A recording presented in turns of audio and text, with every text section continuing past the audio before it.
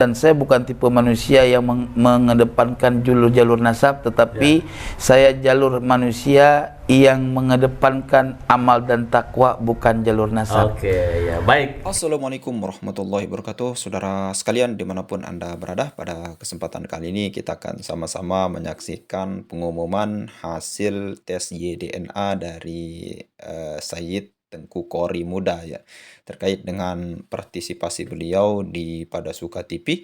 Nah, jadi yang penasaran bagaimana hasil daripada tes YDNA dan apa haplogrup dari Tengku Qori, yaitu mari kita sama-sama simak video berikut. Assalamualaikum warahmatullahi wabarakatuh. Waalaikumsalam warahmatullahi wabarakatuh. Pemirsa Pada Suka TV, alhamdulillah saya bisa berkunjung ke rumahnya, tempat pengajiannya Said Qori. Apa kabarnya Said Qori? Alhamdulillah baik Pak Yusuf. Senang bertemu lagi kita setelah yang lalu ya kan.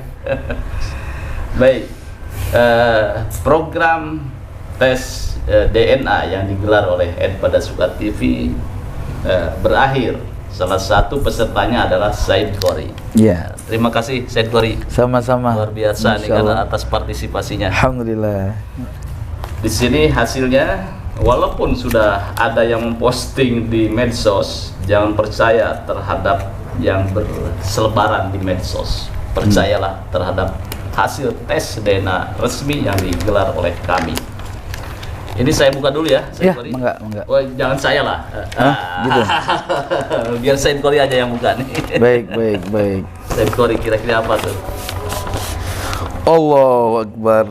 Hasilnya apa Hasil namanya? tes DNA haplogrup Tengku Said Muda Qori LM20. LM20. LM20. Ya, jadi kalau LM20 itu menurut informasi, ya kan, sesuai dengan umudun nasab. Jadi kalau buku nasab Anda. Iya, jadi perjalanan daripada kami cuma gini, saya kan nggak paham ya, nggak paham masalah haplogrup. Tapi menurut informasi dari L itu katanya kan migrasi dari Irak apa gitu kan. Timur Tengah lah kan gitu kan. Jadi umudun nasab saya memang dari jalur Irak gitu loh. Irak, perjalanan Irak, terus Pakistan, terus Palestina, terus Yaman, Aceh. Itu kalau jalurnya itu. Jalur perjalanan pergerakan. Itu L, makanya kalau dilihat dari L ini kan dari jalur Said Ahmad Al-Kushashi ini ke atasnya itu ada masuk dari Dajani, India, ada masuk dari yang disebut Gujarat, ya kan? Terus ke Irak. Nah, cuman yang dari menuju Irak adalah Ali. Dari Ali inilah yang menuju jalur Irak dan ke Aceh menyebarkan tarekat Satariyah. Nah, dari jalur itulah menyebar ke seluruh Indonesia, gitu loh. Oke, berarti dari sisi nasab kemudian juga ajaran tarekat Satariyah. Iya, Satariyah. Ya. Baik, biar hasil ini nanti akan diulas secara tuntas oleh ahlinya. Expert. Saya bukan ahli tentang YDNA atau tes DNA, tetapi hasil tes DNA yang digelar kami adalah faktual. Kemudian yang kedua tidak mengada-ada dan real. Ya, tidak ada istilah ketukar gitu ya. Tidak ada istilah ketukar. Iya. Ya, ini hasil tes DNA Said Qori memang betul LM20. Nanti bisa Anda cari dari mana persebaran dari LM20, banyak di internet, tetapi nanti lebih jelasnya adalah akan kami ulas secara tuntas dengan pakar DNA. Baik, Said Qori, kalau dari sisi jalur nasab Anda, ini bisa dijelaskan kemana sih arah dari buku nasab Anda itu? Iya, dari jalur buku nasab saya itu kan jelasnya itu dari kitab-kitab nasab sekunder dan primer ya. Nah, kalau dari primer itu kan asalnya itu dari Zaid, ya. Dari Imam Zaid itu berafiliasi ke beliau kan disalib kan, dibunuh kan, dibunuhnya di Kufah. Iya, iya, iya. Kufah itu kan bagian masih dari Baghdad Irak kan. Iya, Nah, iya, itu iya. persoalan. Nah, dari keturunan-keturunannya itu berpencar kan. Nah, berpencar Turki, ya, Ada yang ke Turki. Turki itu ada. Dari Turki ini dari pertama Irak ya, Irak, Irak. Turki. Nah, dari Turki lah yang disebut dengan Persia ke Iran gitu loh. Iya, Nah, jadi perjalanan memang kalau dilihat dari ulasan sejarah masuk Islam ke Aceh itu dari Persia itu sudah pasti itu. Sudah pasti ke situ. Sudah pasti cocok gitu loh. Jadi penyebaran Islam dari masa-masa lampau, hubungan Persia, hubungan Baghdad kan di Aceh kayak Tengku Cik di Ribe itu atau Tengku Cik Tanuh Abe itu Al-Baghdadi yang mengarang Juz Ammah zaman dulu kan ada tuh. Ya, ya, ya. Juz Ammah Baghdadiyah. Ya, ya. Nah, itu kan karangan Tengku Cik Tanuh Abe Al-Baghdadi. Siapa Jadi, itu? Beliau itu? Itu ulama karismatik Aceh dan ada hubungan kekeluargaan dengan Tengku Cik Dipasi juga. Gitu loh. Di situ, ya. Mungkin itu hubungan perkawinan walaupun nanti apakah ke arah sana jalurnya kita belum verifikasi data akurat. Tetapi ada hubungan antara kekeluargaan antara Tengku Cik Dipasi dengan Tengku Cik Tanuh Abe yang sudah terverifikasi keluarga itu Ya, ya. Tengku Cik Badarudin, ya kan? Tengku Cik Badarudin itu disebut dengan Tengku Cik di Pedada, ya, Ya, ya. atau ada lagi Tengku Cik di Paluh, ya kan? Nah, itu ada hubungan ke darah wali malah kalau itu mah. Ya, ya, ya. Nah, sebagaimana saya kemarin pulang ke Aceh memverifikasinya dengan saudara-saudara di sana. Jadi kalau ditinjau daripada gen darah, gen perjalanannya itu tepat. Tapi masalah apakah L ini LM20 itu terverifikasi mutlak sebagai keturunan Sadah misalkan secara haplogroup itu saya kan nggak ahlinya. Oke. Ya nggak bisa memverifikasi itu, tapi dilihat dari migrasinya tepat. Ya. Ini dari migrasi ini kan. Dari migrasinya tepat. Gitu. Tapi kalau harus J1 misalkan katanya darah J1 adalah haplogrupnya keturunan Sayyidina Ali itu kan saya belum paham. Oke. Itu Ya. apakah mutlak seperti itu? Maka soal DNA bagi saya nih Bang, saya berfaham bahwa DNA itu harus kita ketahui. Tapi kita tidak bisa menyatakan harus dengan DNA dapat memverifikasi keturunan. Maka supaya kita tidak penasaran, ya kan saya terus terang. Saya nggak mau ini akurat aja lah, gitu. Saya punya nasab, ketika tes DNA hasilnya L berarti kita lihat dari jalur keturunan. Adakah mutasi negara-negara tersebut, ya kan? Nah, itu sudah menjadi kepuasan bagi saya. Nah, sementara Habib-Habib yang lain sebetulnya nggak perlu takut. Nah, jadi menurut paham saya ya, ayolah kita coba beranikan diri untuk tes DNA gitu, nggak usah takut, nggak usah ngaram-ngaramin kan gitu. Iya. Habib Agus Arsal Al-Habsyi pun sudah. Itu wajib itu. Beliau itu adalah G.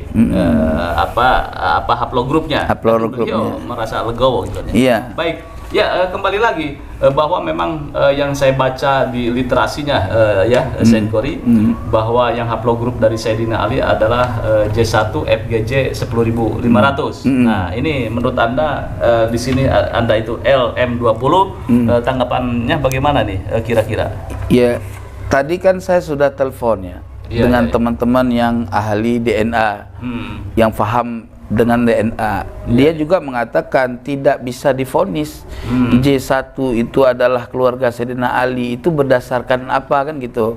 Namun ya kita sekarang kembali kepada kapasitas orang yang ahli di bidangnya yang dapat menghukumi kepastiannya gitu loh. Kalau saya mau ngomong apa? Saya bicara nasab. Kan dari dulu-dulu saya bilang DNA tidak menjadi syarat mutlak memverifikasi nasab. Tapi DNA merupakan sarana untuk menjadi pelengkap untuk memperkuat suatu nasab. Kalau nasabnya itu bermasalah, DNA-nya lari daripada jalur nasab, maka bermasalah. Ya kan? Tapi bila nasabnya tidak bermasalah, DNA-nya lari dari jalur nasab, maka nasab itu yang menjadi patokan. Gitu loh. Teori Said Qori seperti itu ya. Gitu. Luar biasa itu. Memang polemik nasab ini menjadi sebuah perdebatan. Malah di UIN Wali Songo Semarang akan menggelar apa namanya, seminar internasional tentang perjalanan Islam Balawi, kemudian juga masalah nasab ini menarik. Artinya persoalan nasab ini tidak lagi menjadi sebuah persoalan kasuistik, tetapi menjadi kajian ilmiah. Termasuk juga ini tes DNA. Tes DNA menjadi bagian terpenting di dalam scientific. Scientific. Iya, di dalam ilmu pengetahuan. Nah, baik, Said Qori. Nah, kira-kira nih, itu ya, menurut Anda nih, polemik nasab ini dengan adanya YDNA ternyata yang dari beberapa Habib juga ada G, kemudian ada L, kemudian juga ada yang O, itu ya. Nah, itu bagaimana ini?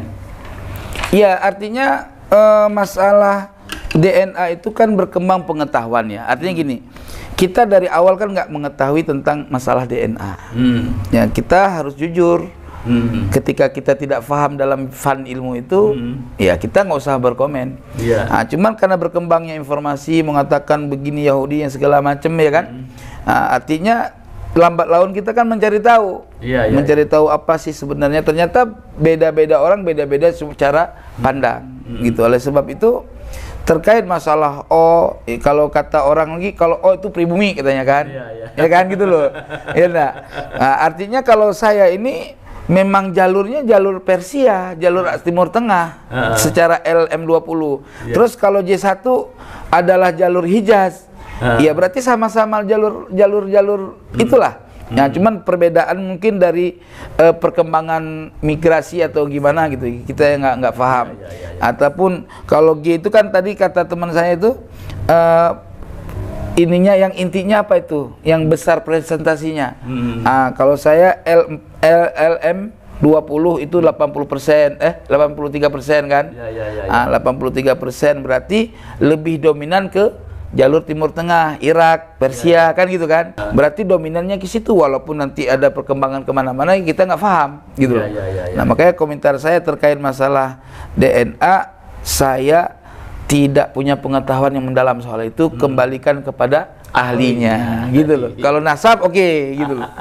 Apapun perbedaannya, mau haplogrup Anda itu G, L, kemudian O, tetap satu nusa, satu bangsa. Satu nusa, satu bangsa. Bhinneka Tunggal Ika. Baik, terima kasih Said Qori. Terima kasih atas atensinya dan partisipasinya terhadap tes DNA yang digelar oleh kami. Ya, saya sukses selalu. Saya juga mengucapkan terima kasih ya atas kebaikan panjenengan ya, untuk membantu keinginan saya agar saya dapat melakukan uji tes DNA tanpa perlu mengeluarkan anggaran, kan begitu kan?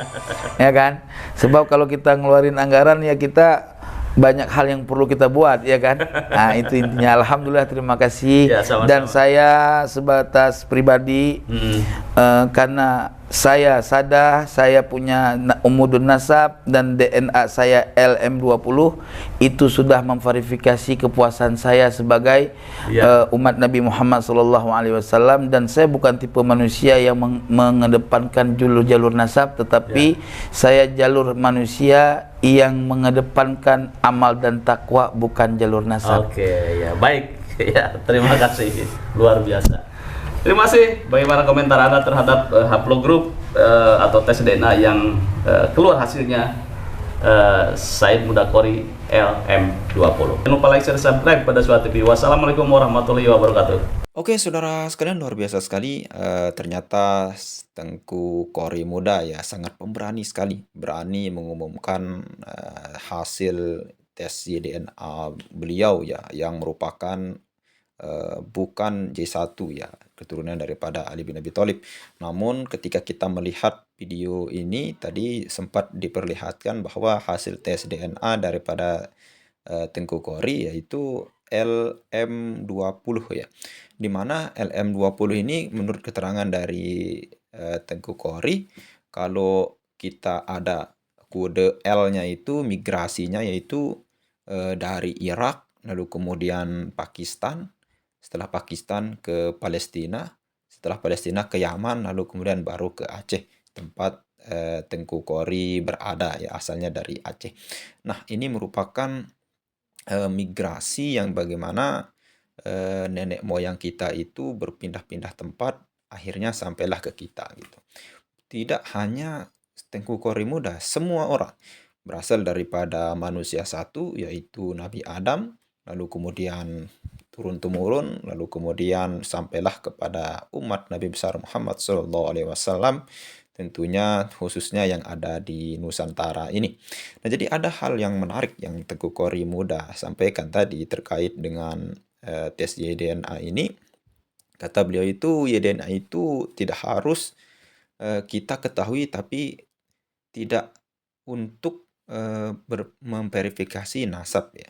Artinya tes YDNA itu tidak mesti ketika kita bukan haplogrup J1, misal bukan dari keturunan Nabi Muhammad SAW, tidak mesti kita bukan keturunan Nabi Muhammad. Pasti ada mutasi-mutasi yang memungkinkan kita lain daripada gen Nabi Muhammad SAW. Artinya ketika kita bukan haplogrup J1, tidak menutup kemungkinan kita bukan keturunan Nabi Muhammad SAW. Begitu juga sebaliknya, ketika kita J1, itu bukan berarti kita sudah pasti bahwa kita adalah keturunan Nabi Muhammad SAW. Abu Jahal pun itu J1 gitu. Itu kalau menurut sebagian pengetahuan umum, J1 itu adalah haplogrupnya orang-orang Arab ya. Nah, jadi benar yang dikatakan Tengku Kori Muda itu ya, tes YDNA ini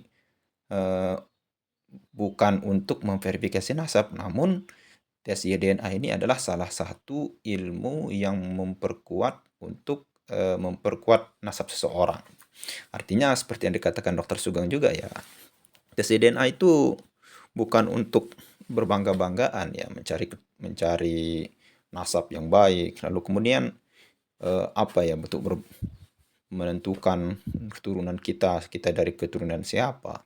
Namun tes YDNA itu adalah untuk kita mencari kawan ya. Apalagi ketika kita keturunan haplogrup G ya, keturunan Yahudi Askenazi. Yahudi itu tidak semuanya, orang Yahudi itu tidak baik, saudara sekalian. Nabi Ibrahim pun itu orang Yahudi. Dan orang Yahudi pun kita doakan ya, di samping atau di akhir kita setiap selesai sholat ya. Itu siapa? Nabi Ibrahim. Nabi Ibrahim itu orang Yahudi. Oleh karena itu benar dikatakan oleh Nabi Muhammad SAW, orang itu tidak dilihat daripada siapa keturunannya, dari mana dia, dan anak siapa dia, siapa kakeknya, siapa leluhurnya. Tapi yang dilihat oleh Allah Subhanahu wa taala itu adalah takwa seseorang dan amal perbuatannya, apa yang sudah dia kerjakan. Dan benar yang dikatakan Dr. Sugeng ya, tes YDNA itu ya kita mencari kawan sebenarnya. Dan dengan kita mengetahui DNA kita tahu bahwa kita itu berasal dari mana, migrasi kita itu dari mana gitu. Artinya nenek moyang kita itu dari mana. Kita mengaku nenek moyang kita itu kita hanya tahu dari akhirnya dari misalkan dari orang Jawa misal. Namun ketika kita tes di DNA, kita tahu nenek moyang kita bukan hanya berasal dari Jawa, namun dari Pakistan, dari Palestina dan sebagainya.